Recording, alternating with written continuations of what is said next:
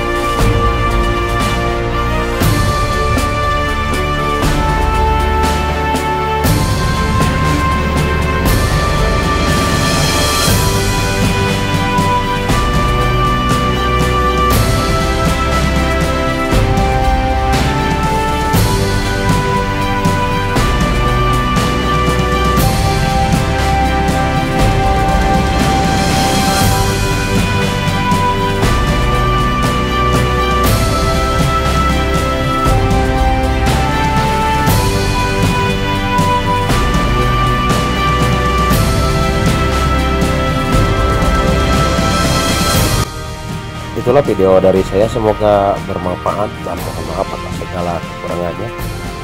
Wabillahi taufiq wal hidayah. Wassalamualaikum warahmatullahi wabarakatuh.